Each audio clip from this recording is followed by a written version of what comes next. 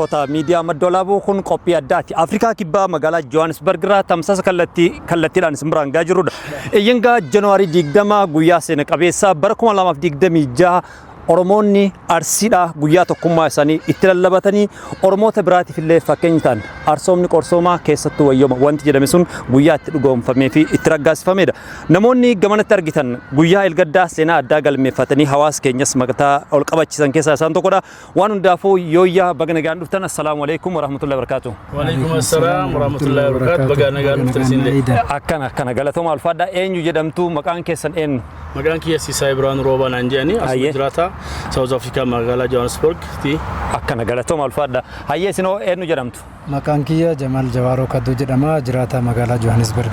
Janaarii 21 guyyaa seena qabeessa. Guyyaan kun mee akkamitti ibsitan duraan dursee gara guyyaa kanaatti seenna waan taateef? Janaarii guyyaa 21 guyyaa addaa ture. Qophiin nuti qabnullee qophii sanii olii ture akka keenyatti hin xiqqaate malee hin guddanne maaliifi guyyaa san hanqisee obboleessa keenya tokko dhabnee sanittuu ka ramaddii koree sokoriitii hoggansa isaanii ka ture dhabne jechuu guyyaa takka hanqifnee rabbi warra jannataa isa haa taasisu gadda sanillee osoo qabnu guyyaan kunis guyyaa qabamee yeroo dheeraa baatii 6 itti yaadamee ture waan ta'eef hambisuu hin dandeenye. Asiin gaddaan asiin gammachuu obboleewwan keenyaa walitti dabalannee akkasi oofannee silaa wanni sun gidduu dhufuu baatee waan san irra bareedu waan ummanni illee san irra dhufuu jedheetii yaada obboleessa keenyaa asumaan rabbi warra jannataa isaa taasisuu jennee du'aa'ii goonaa fi guyyaa san guyyuma dhugatti tokkummaan Arsiin Sikkoo Mandoo Oromoo hundaaf Itoophiyaa guutuuf nama fakkeenya ta'u ummata fakkeenya ta'u dhugumaan Arsiin handhuura Oromiyaati dhugumaan Arsiin onne Oromiyaati ka jedhu guyyaa nu garsiise waan ta'eef gammachuu guddatu natti dhagahama.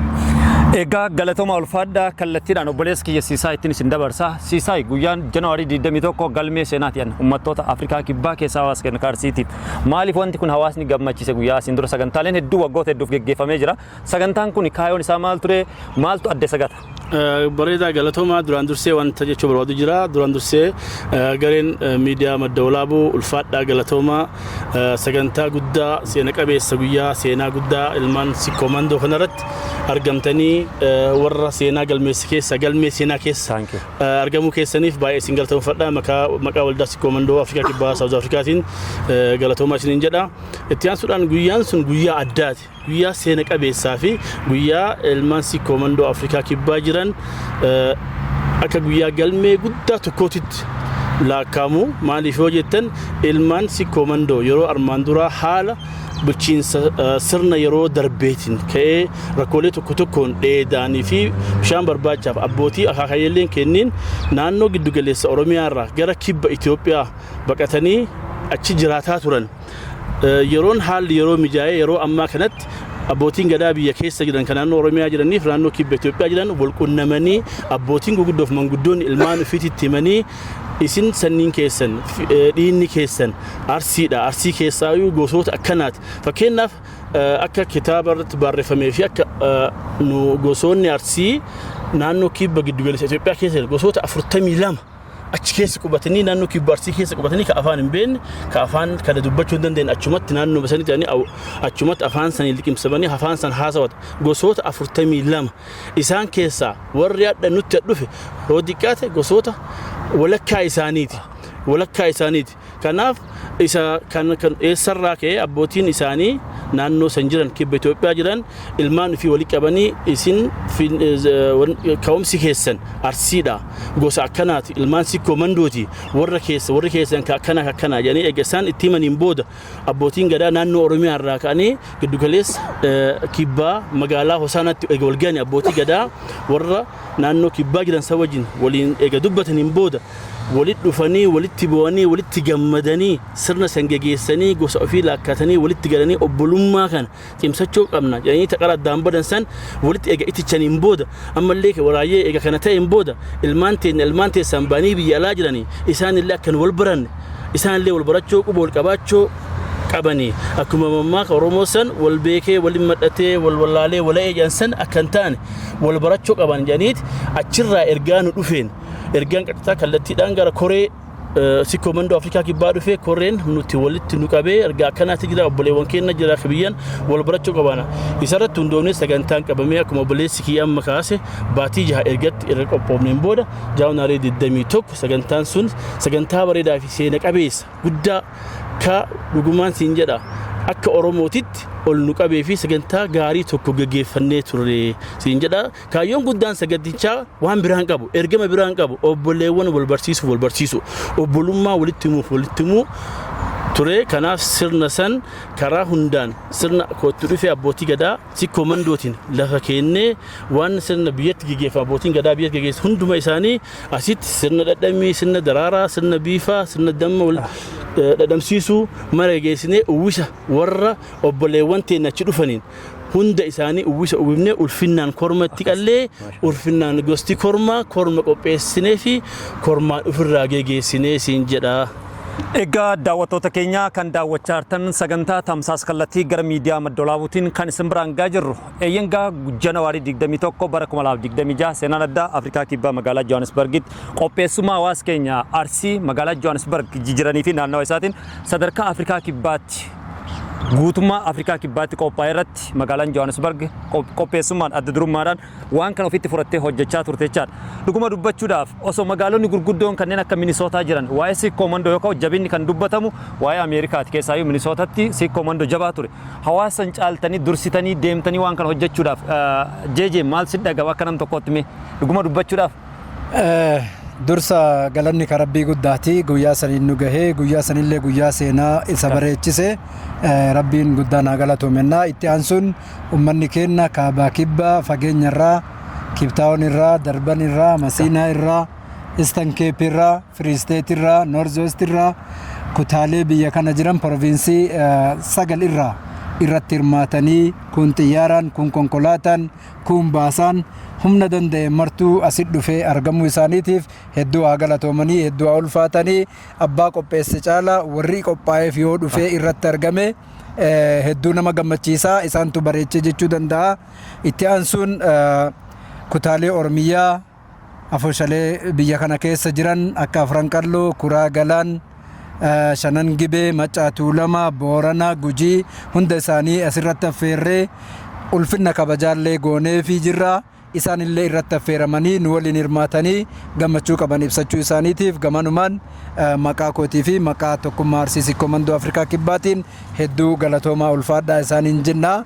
Sagantaan qophaa'ee hirmaata bareechaa warri hirmaate hundinuu nu bareechee jira nu boonsee jira bakka jiranitti ulfinni isaan irraa jiraatu galatoomaa jechuu barbaada. Waldaalee dorgomaa qabuu fi seenaa qabsoo Oromoo dinagdee keessatti bakka guddaa qaban keessaa tokko waldaa Sikkoomandoo ture. Akkasuma waldaalee Maccaa Tuulamaa 1962 gaafa bu'uureffamurraa jalqabee kan akka Hayilamaariyaam Gammadaa Alamuu Qixxeessaa gootota Sikkoomandoo wajjin qabsoo gurguddaa gochuun hawaasa keenya ijaaraa turan. Hawaasa keenya hiyyummaa keessaa baasu. Hawaasa keenya gaddaaf gammachuu akka wajjin qoodaman qooda gurguddaa taphachaa turan. Waldaan Sikkomandoos galmeelee seenaa asiin dura Oromiyaaf Oromoof birmachuu keessatti hawaasa keenya beelaa rakkoo baasuu keessatti dheebotaa rakkoo baasuu keessatti seenaalee gurguddaa qabanii waa'ee waldaa kanaaf duratti bal'inaan qabannees ni deebina. Ammaaf immoo Janawaarii 21 bara 2026 sagantaa sanarratti waliin hojjechaa turtan waliin dhaasaa turtan sagantaa kana wanta adda gate keessaa tokko afaan Amaaraatiif afaan Oromootiin darbaa ture wajjin mari'attaniiti moo asiin dura yeroo sanitti qophooftaniiti. Galatoomaa gaafii bareedaa anman jalqabatti gaafii tokko nu gaafattee turte akka walii galaatiitti waldaalee Sikkoomandoo ila addunyaa jiran gubbaa irratti maa akkamitti ilaaltan yeroo ammaa keessatti biyya Ameerikaa Minisootaa waldaan guddaan sadarkaa dursitanii numa argamtanii nu akkuma abbootiin teenya jedhu wanni haaromni hin jiru murtiin Sikkoomandoo takka wanni nu asitti dalanne Ameerikaas ta'ee Kaanaadaas ta'ee waan nu asitti dalannee wanna isaaniiti cufa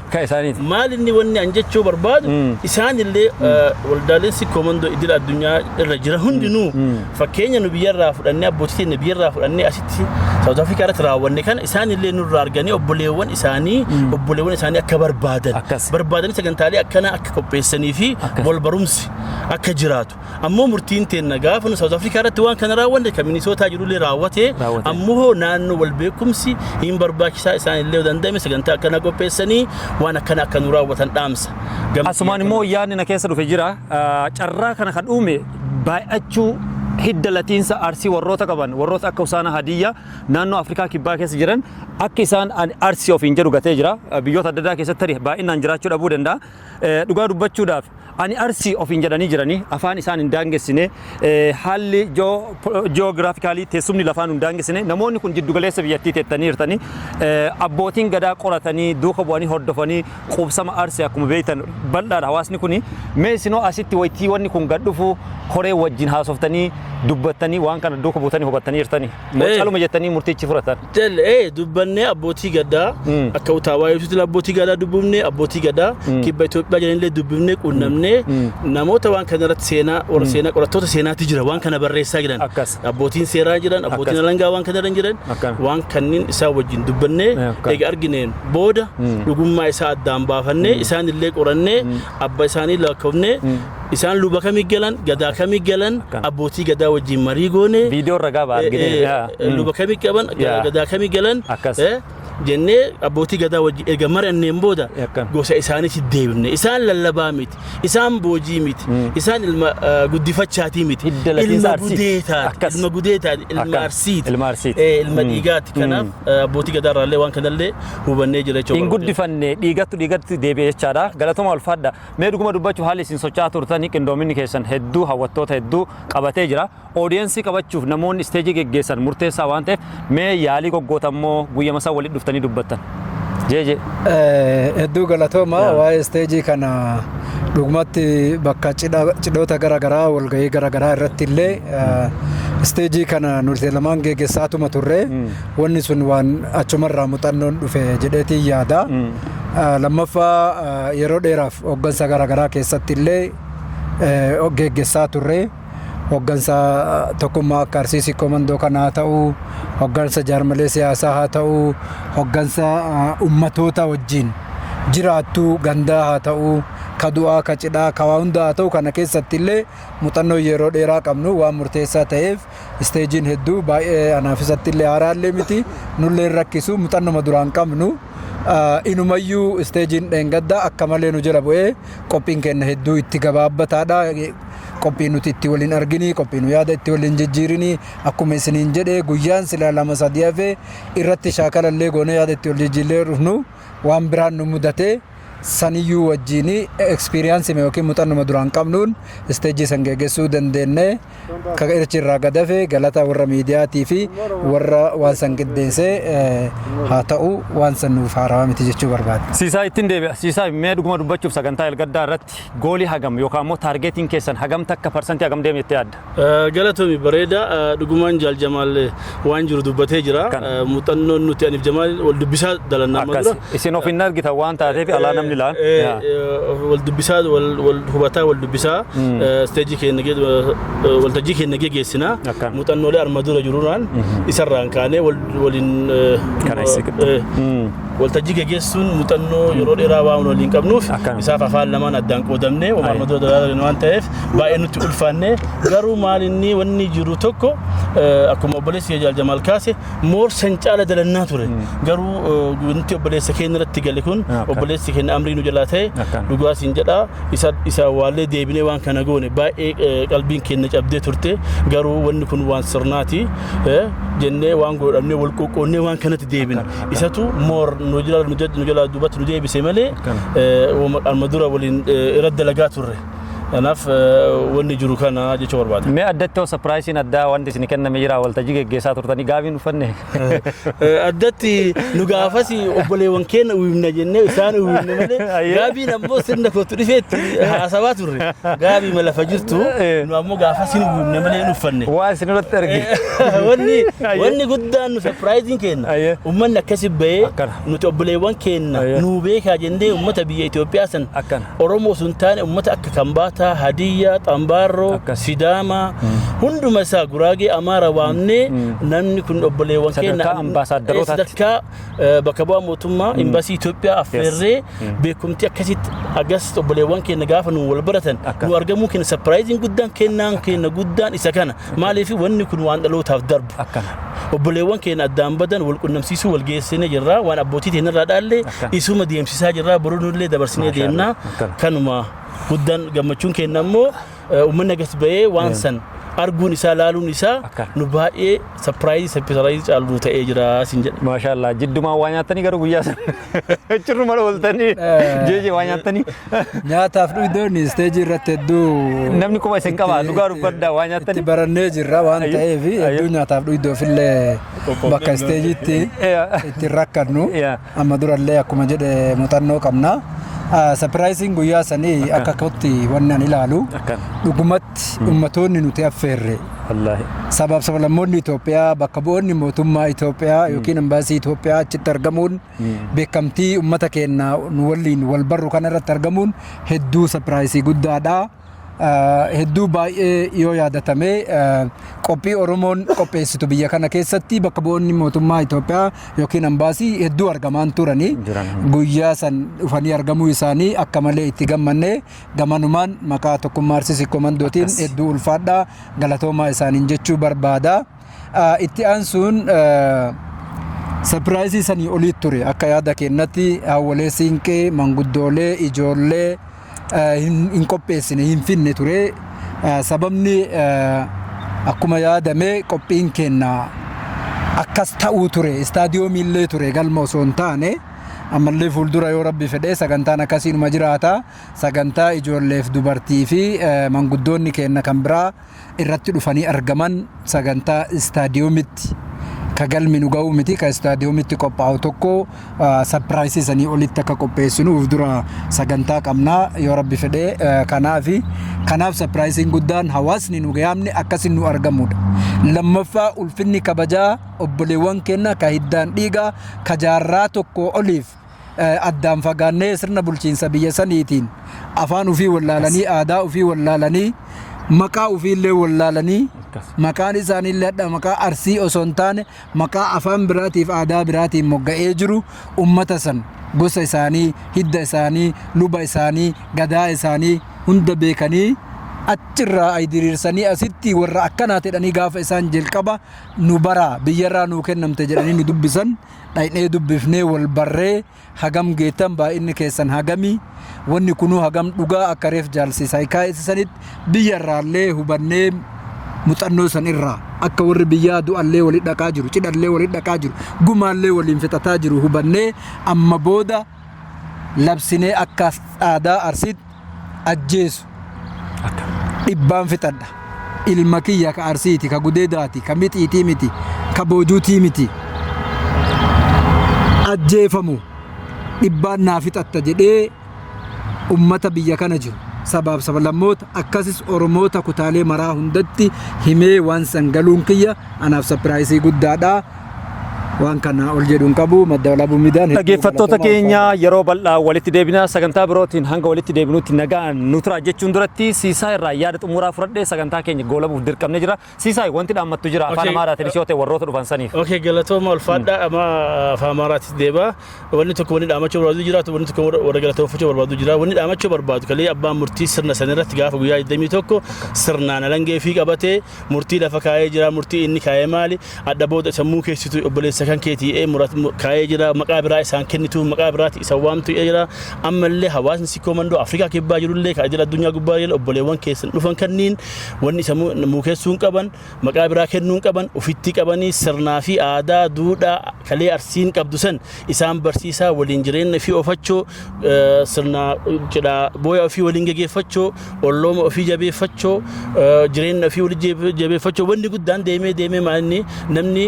guddina dinagdee fi digdee fi murteessa wanni kun namni yeroo walitti dhufu wal barataa yeroo walitti badhatu karatu banama gaafa karaan baname daldallillee wal beekumsillee aadaanillee seedhaanillee beekumsillee duudhaanillee achi keessa darbaa waan kanneen wal jijjiiruu qaba hawaasni keenya cimee waan akkuma gaafa dheengadda baay'inaan beesan ammallee iddoo arge hundattuu ummata kan obboleewwan isaa ciccimsee waliin jiraachuu waa hunda wal keessa hidhatee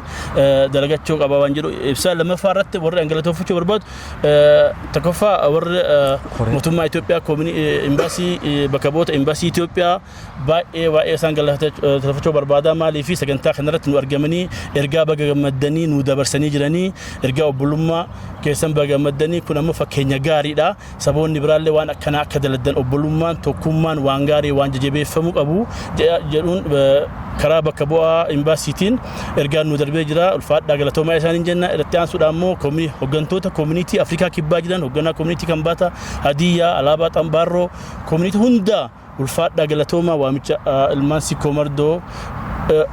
kabajitanii dhageettanii nu argamuu keessaniif ammallee galatoomaa ulfaadhaa isiniin jedha atillee isinillee warri madda walaabuu miidiyaa guyyaa seena qabeessa kan akkuma jalqaba dubbadhe sanitti guyyaa seena qabeessa kan argamtanii qooda seenaa keessanii isinillee kaa'attanii gittanii ulfaadhaa miidiyaan kun miidiyaa guddaa argaa jirra arma dura dalagaalee guddaa dalagaa jira ijoollee Liibiyaa irratti bakka tokkotti waan dalagaa gitti argaa jirra isin duuba jirra isin cinaa jirra jabaadhaa isiniin jedha ulfaadhaa galatoomaa. Ulfaadhaa galatoomaa istiriimingiidhaan sagantaa biroo immoo bal'inaan laayifii dabarsinaa yeroo biraatitti ammaaf immoo jeje wanti itti yoo jiraatte ni xumurra waan taateef. Waan jedhu hedduu jedhee akkuma mammaa kan jedhamu beekaan dubbii fixaa hafuuraan nyaata fixaa jedhan. Akkasanii yoo namni beekaan nama dura dubbate dubbii nama jalaa fixa waan ta'eef dhaamsi guddaan hin jiru eega wal barnoonni kennaa kasi dhaabatu ta'uu hin qabu. Kamma booda wal ammannee tokkummaan wal beeynee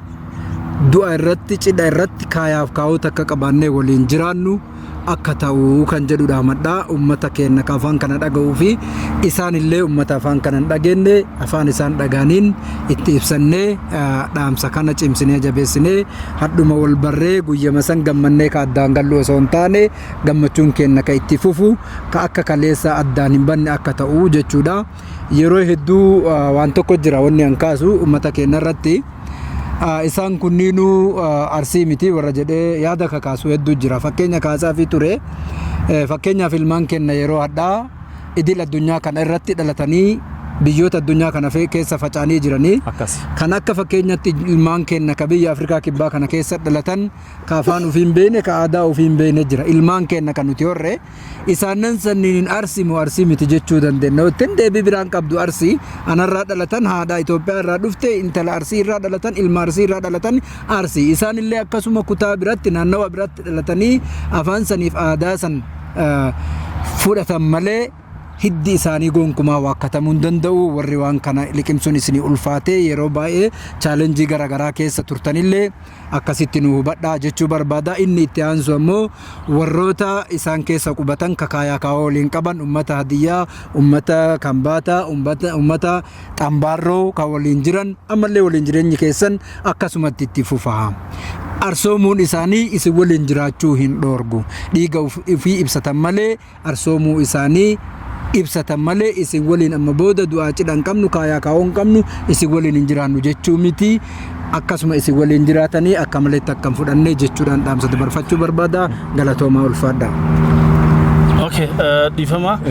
dhumarratti wanti jechuun barbaadu koree qindeessitoota waan kana qindeessanii hoogganaa jaarmicharraa kaasee haga sadarkaa warra paarkingii dalagaa humna nageenyaa seekuritii paarkingii keessummoota garee VIP koree bakka VIP tti ramadanii keessummoota keenya simattanii bifa nagayaatiin osoo namni tokko rakkoo tokko dhuhan osoo gaariin tokko rakkoo irra hin geenye nagayaan shoora keessan guddaa taphattanii